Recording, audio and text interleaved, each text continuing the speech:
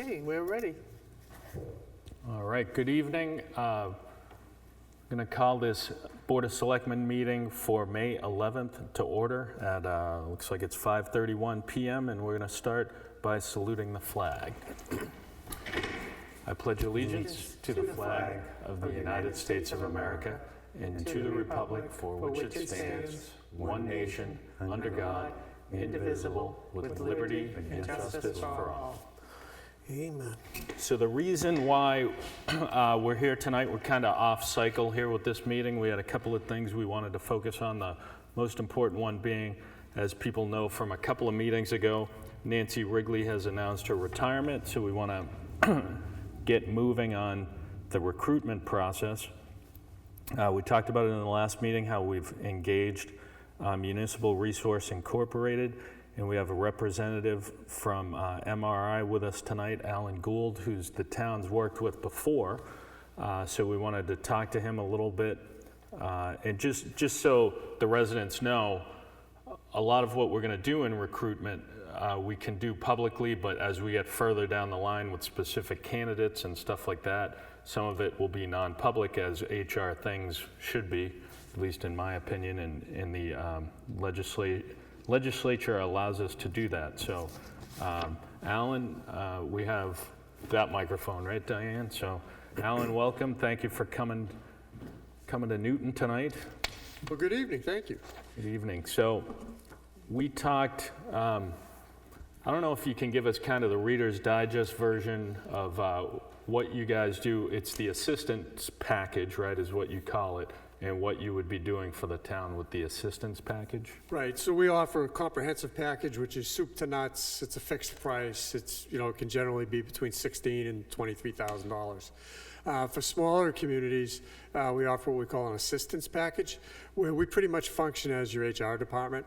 So we would draft the ad, we'd place the ads, we'd collect the resumes, we'd do direct outreach to candidates that we might know from other recruitments that we think might be good.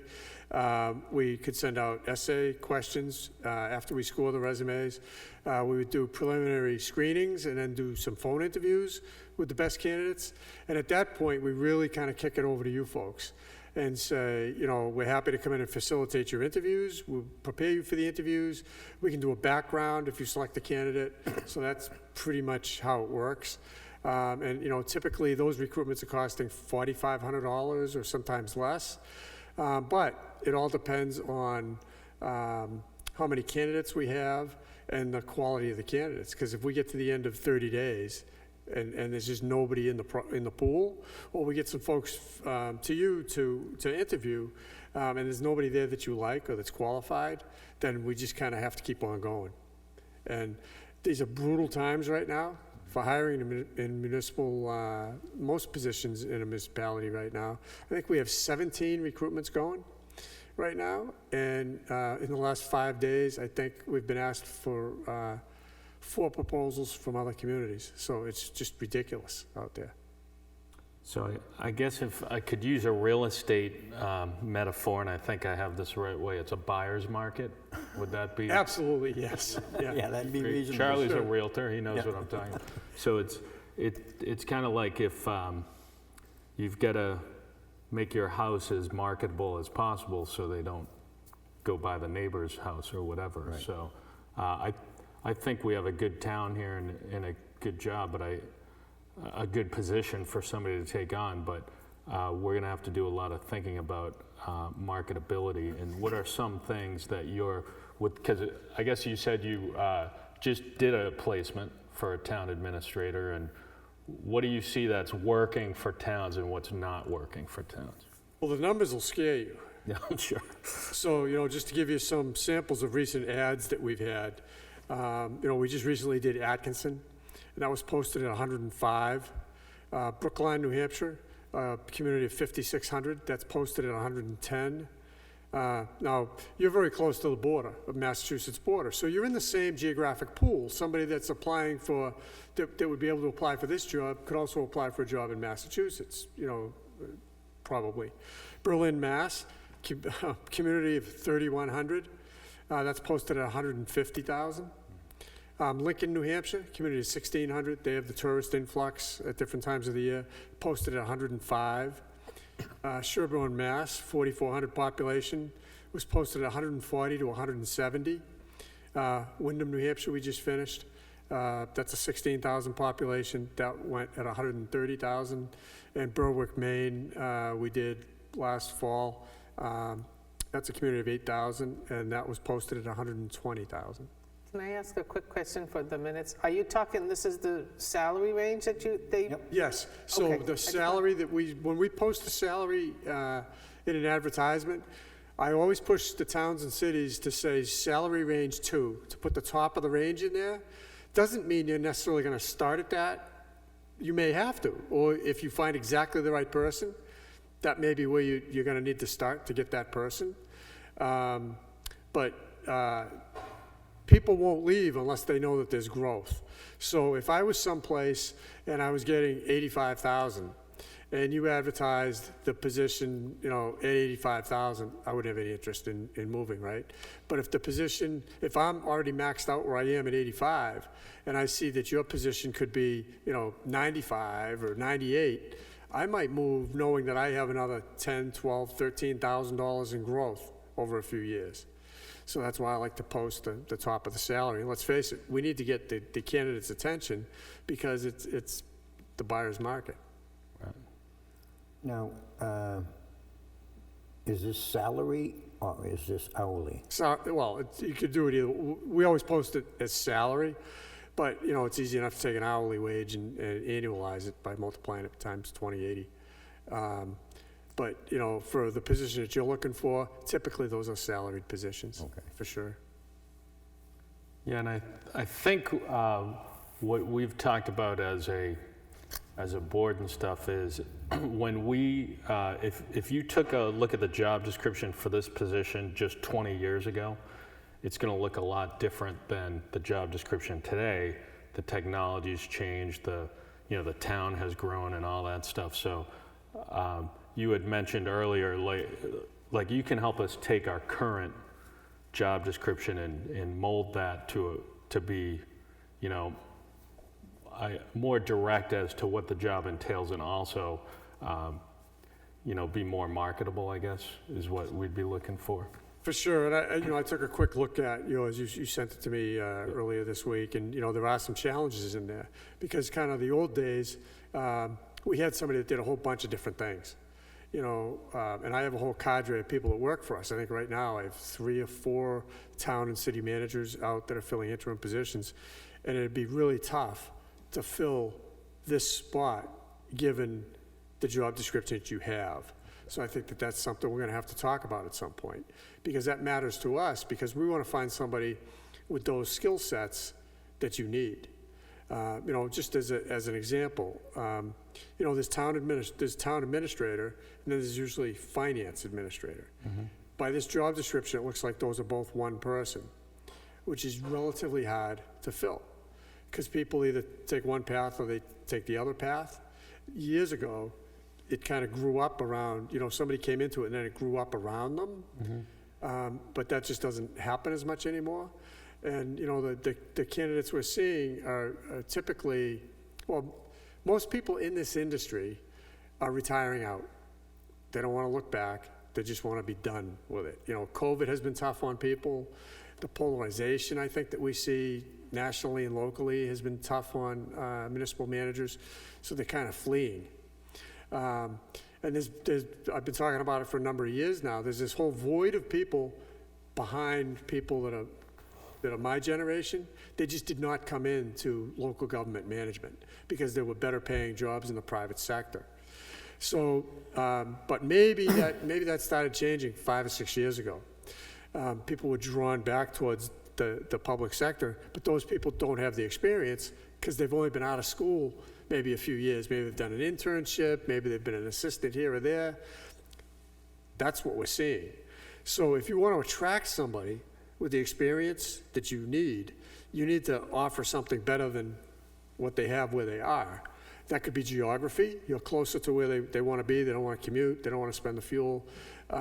Maybe they're in a tough atmosphere where they are. We need to make sure as we go through this that they're not running away from something. So, you know, that screening that we do near the end becomes important, and a real comprehensive background is critical before you hire somebody. You know, it's just all of those things are in play right now. And I've just, certainly in my 14 years with the company, I've never seen it this difficult, for sure. And, you know, I'm also telling clients that if you set a salary, I was doing a project fairly recently, and they said, well, if we pay that for a finance director, then that's going to upset the police chief and the fire chief and whatever. And I said, you know, if you haven't adjusted your wage scale in the last year or so, then it's woefully out of date, because everything really changed with COVID and with everybody fleeing the municipal sector. So unless somebody really wants to stay in that community because it's their home community, or they just love it, or you know, it's nearby, you know, will leave for more money, but it has to be, you know, significantly more money to get them to leave. That's the bad news. Yeah, I know. The good news is, Yeah. there really isn't any. Right. Like this. The good news is, I mean, we'll do absolutely the best we can, and because of the number of recruitments we do, you know, we have pretty long lists of people that might be a better fit for this one, geographically or based on their skills, than they were for the other one they were in. You know, there's only one number one in each process. So I think that that's just important to remember as we move through this as well. Right, right. You know, for me, you know, kind of looking at the job description, and I think we've talked a little bit about this before, is there, you know, there's a little bit of finance in there. There's a lot of hats worn by our current town administrator, frankly. You know, some of the hats are bigger than the other hats, I guess you'd say. Mm-hmm. And so we just need to figure out what the biggest hats are. The core competencies is Exactly. what we would call them, because that's what, finance is something that can't be messed up. So if this person is responsible, as it talks about in here, you know, doing the state reporting, responsible for balancing just all of this, these things in here, you know, cash flow, that's a different position. I don't know what you have for other staffing here. That's going to be kind of critical for me to learn, is what is here for support staff. And then we have to look for people with the core competencies. There's a lot of information in here about the assessing function, which is something that most people wouldn't be involved in. Again, this is probably something that, it's Nancy, right? Yeah. It's probably something that Nancy kind of grew up into. Yeah. But for most people to walk into it, that's not typical of a town administrator. Mm-hmm. Mm-hmm. So where would you go from here, so to speak? Well, I guess it would be a discussion with you folks about those core competencies. Mm-hmm. A lot of times I don't like to talk about that in public, because I don't like to telegraph what the right answers are, so to speak, to the candidates. Yep. And if they do their homework, they'll go back and they'll say, oh, well, you know, this is what they said about that. So I don't like to give anybody kind of a tip. Yep. So I just try to be a little careful with that. Yep. So I think we need to talk about that, exactly what you need based on the staffing that you have, what are those strengths that we have to get. And then we have to talk about salary. Mm-hmm. Now, are you in the retirement system? Is this position in the retirement? Yeah. Okay, that's a big help then too. Yep. Okay, but it could be exempt from the retirement system too, by a simple vote of the Board of Selectmen. So there are some people that might prefer that. So if they're already in the retirement system, let's say Group 2, it could be advantageous for them for this to come out of the system. And of course, that saves money for you folks, because you're not paying into the retirement system. Mm-hmm. So, you know, different things like that we can kind of talk about. That can come up at the end, but I need to know things like that before we post an ad, because I'll get the phone calls from people that wanting, you know, asking me these questions. So, would the board be interested in talking about core competencies tonight? Would you be willing to do that if we did a non-public tonight? Are you? Sure, yeah, as long as it's not 2 hours from Yeah, now. exactly. Yeah, hopefully it'll be sooner than that. Yeah, that's fine. 15 minutes, maybe? Yeah, I'd prefer to do that in one Yeah. trip if possible. Yeah, exactly. That's what I'm thinking. Everybody cool with that? If Works for me. we did that? We just have to do some other business up here, and then we should be able to do Sure. that. That sounds good, Diane, right? Sure does. Right. All right, thank you. All right, thank you. All right, I think the next thing we have is the tax bill warrant. So we need that to be signed. Yeah, so basically what you, this is, so you're approving, no, you're not approving, you're approving Mary Jo to send out the tax bills Right. Right. for this first half of 2022. Yep. I'm just trying to pull this up, but if somebody has it to make the motion, can do that. 511. I'll make a motion to sign the tax bill warrants for, what's it? First half of the First 2022. half of 2022. I'll second it. Seconded by Bob. Any discussion? All right. All in favor? Aye. Aye. So that's unanimous tonight with 3 of us. So, So your next thing would, if you could, if you read the public and the non-public from last week, yep. if you're all set with that. Yeah, I have, I don't think I've seen the non-public, but I have reason to believe it is correct. So that'd be the only thing with me. So if, I'll make a motion to approve the public meeting minutes from May 3rd, 2022. Second. Seconded by Charlie.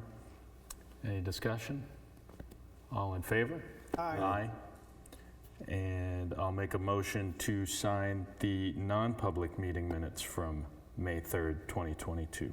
Anybody want a second? Second. Seconded by Bob. Any discussion? All in favor? Aye. Opposed? I haven't seen them yet, Matt. Okay. That's They're fine. downstairs, so Yep. you can read them. Yeah, if you'd like. that's, All right, we're then kind of backwards in our meeting tonight. Yeah, we sure are. We're usually starting downstairs and we read that stuff before we come up, but, so I think we have 2 yays. No, you got 3. You got 3? Okay, so we'll read that tonight. Yep. Anything else? We have the payroll. Yeah, if you could do that one. I'll make a motion to sign the payroll, but I don't have the payroll dates. If you want to read right off the agenda, I think she's written, it's right on the agenda. I think it's on yours too, yeah. That could be Okay, read I'm as a sorry. motion. Move to Yep. sign payroll manifest for the period April 24th to May 8th with a pay date of May 12th, 2022. Total payroll is $76,839.03, which includes $931.77 from the APRA administrative cost, $750 for March 8th, 2022 election workers, APRA stipends, and $7,457.02 transfer station employees one-time APRA stipend. Second. Seconded by Bob, and we talked about this last week. Trish briefed us on the eligibility for these folks, so talked about it last week. Any discussion? All right, all in favor? Aye. So it's unanimous. All right. Anything else for the public meeting tonight? So just quickly then, I just want to make sure that you, we are going to be starting our next meeting Tuesday, May 17th at 7:30 PM, correct? Is everybody okay with that? Yeah. Okay, and that'll be the Good. public portion will be first? Yeah, we're gonna, I think we kind of need to do it backwards again, unfortunately. Do we need any guests for the non-public portion? You don't have to name names, but just off the top of your head, There may be one. because that's something we might want to think about rather than making people wait around an hour and a half to. Well, that person will be here anyways, Okay, just so you know. okay. Now, the good news is I think we got a lot of the agenda done tonight in an off-cycle meeting, so hopefully the public portion will be short next week and then go into the non-public, and we won't be here all hours, but, okay. So I think the board's cool with that for a Okay, slight change good. for next week. Yep. All right, so then I guess we can, Might help our TV ratings if we start a little later, you never know, you know? The news is over at that point, so. So, Mary Ellen, if you're here for what I think you're here for, it'll be on Tuesday at 7:30. At 7:30 instead of 7 o'clock. Yeah. Is it something we can do tonight, or is it, no? Okay, No. I just didn't know if you were going to be discussing something else tonight, that's why. okay. That's all. Hopefully it didn't come far, so. No, that's up the road. Most people don't come far. Alan came far. So I'm going to, anybody want to make a motion to go into non-public? I'll make a motion to go into non-public under you're gonna go into C, reputation? 91A3, 2, reputation. You want to do reputation first? We can do He's thinking Alan's saying new hiring? You could probably do hiring, and you could probably do Hiring. personnel. You could probably list all three. so we don't have the letter, but Charlie, if you want to say It's hiring. B. you can- New Okay, B. hiring, yeah, B. Oh, it's then. B, yeah, it's on here. Yeah, cool. B, B. anybody want to second that? I'll second. Seconded by Bob, any discussion? All in, We're going into, Yes, we we'll just, go downstairs. yeah, yeah, so, okay. All right, all in favor? Aye. Aye. Aye. All right, so the TV audience, thank you very much for joining us, and we'll be Recording stopped. doing the rest of the night as a non-public, so. And basically the